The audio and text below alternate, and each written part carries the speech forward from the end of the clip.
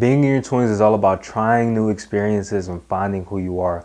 Along the way, you're going to make some changes and eventually adapt. I made so many style mistakes when I was in my early 20s, and I wish I would have had somebody to sit me down and help me avoid making some of these mistakes. So in today's video, I'm going to be the one to help you avoid making some of these mistakes by sharing with you my 8 style tips I wish I knew sooner. If this is your first time coming to the channel, my name is Adrian Wynn. Here, I'm highly dedicated to help you improve your style, but not only that, make you feel more confident along the way. So without further ado, let's get into number 1.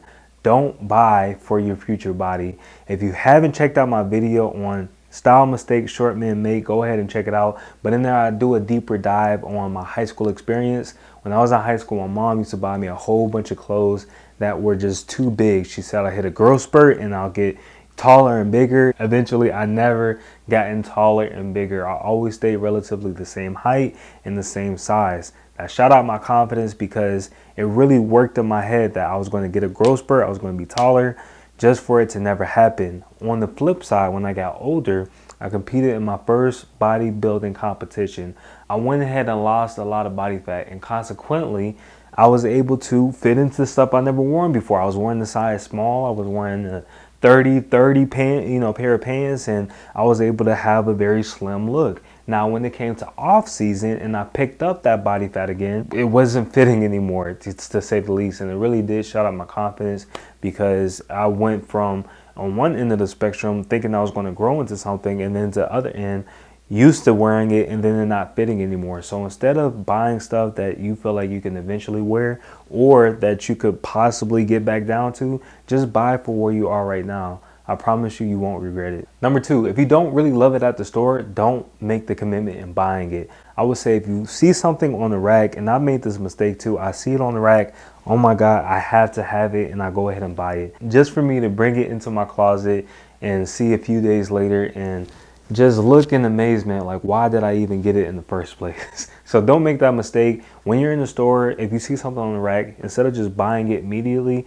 go and explore different options at different stores. If you still like it, go ahead and buy it. Or you could just leave the mall, leave the store, and then give it about a few days, maybe a week. If it's still on your mind, go ahead and go back to the store and make that purchase. If it's not, don't buy it. And the same thing with online shopping. If you're online shopping, if you see something like, God, I gotta have it, just put it in your cart. Instead of just buying it immediately, give it about a week or two, or maybe a few days. If it's still on your mind and if you still want to get it, go ahead and buy it at that point. Number 3, look for inspiration, not copy and paste. I made this mistake as well many a times where I'll see like celebrities, maybe a close friend, maybe a family member who's so stylish in my own eyes to where I want to just copy and paste, like just give me your style and just put it on me. And I made that mistake so many times because it's so many different variables. Maybe they have different personality, different style, maybe different height, different everything. And whenever I put it on to myself, 1, it doesn't look right, and 2, I don't feel really confident. I don't feel my best because I don't feel like I'm truly Adrian.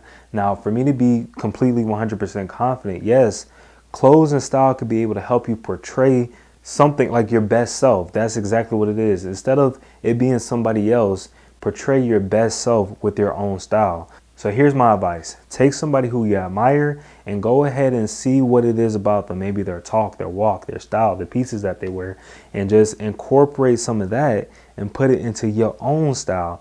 That way, you're still your own individual and it's not a direct copy and paste. Number 4, more money doesn't equal more style. Whenever you come into some money, don't think that you need to fiend and ball out on designer clothes. Oftentimes, they have big logos, could be baggy, and it could really be taking a hit at your style. So instead of that, make sure that you go for timeless pieces that's going to be able to last you throughout the years. Instead of having a big Gucci or big Fendi logo on your shirt that's, big and baggy, it doesn't fit your arms. We talk about showing off your gains. You're making the mistake. Don't feed into the hype and just go ahead and buy quality pieces that's going to last you the test of time. Which leads me to number 5, don't go for the trends. When I was in high school, I used to be so insecure because I used to see some of the popular kids that was wearing Aeropostale, Hollister, Abercrombie and Fitch, and I used to think that, man, these are like the rock stars, the movie stars of the school because they were seen, they were popular, they were noticed. They would walk through the halls with so much confidence because they had these clothes on, Air Force Ones, Robin jeans, Mech jeans, True Religions. That was something that was big when I was in high school. And I was like, man, like for me to feel cool and seen, I had to have all of these trendy pieces. And I remember going to my mom. This is how I knew she was putting me on game at the time. I would ask her if I could get, Hollister, Abercrombie, or Aeropostale. And remember, if you're, I'm 25. Those hoodies used to cost like 50 or 60 bucks and so expensive. And that's just for one. So she would say, hey, instead of getting something like this, why don't you get something like this? It would just be like a regular hoodie. And I used to get so frustrated, like, dang, I want to be cool. But it's really just making sure that you don't keep up with the trends, because that hoodie that I could have lasted me probably up until now if it was a good quality piece. So don't feed into the hype. Speaking of quality, we're going to go into number 6. Quality over quantity. So instead of paying a lot of money time and time again for lower quality pieces, go ahead and make that initial investment for a high quality piece that will be able to last you for a long time. There's some stuff in my closet that I paid hundreds of dollars for because it's that initial investment, and I know that that jacket, that those jeans, that whatever, those shoes are going to last me for a long amount of time. Whereas if I were to get something that was pretty cheap, I had to keep buying it maybe monthly, every other month, or every year, and that's more expensive to just keep buying pretty much the same thing over and over again rather than making that initial investment in the first place. So to make sure that you always choose quality over quantity. Number 7, if it no longer serves you, don't even wear it. So I would suggest every single year making sure that you do a deep clean in your closet.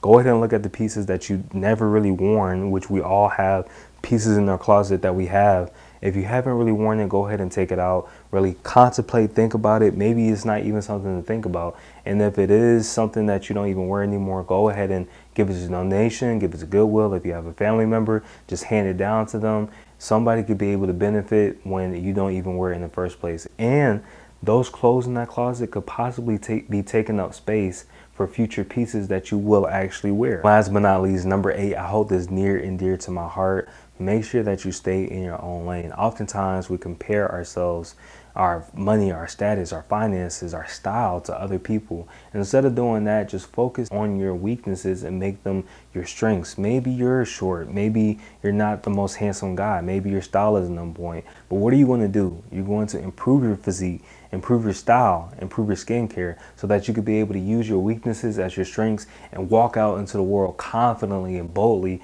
and embrace all that it is that is you. If you like anything that I say, go ahead and like, comment, and subscribe. If you felt like I missed anything or you have an experience that you've learned from, leave it in the comments. And again, thank you for watching this video. I'll see you in the next one.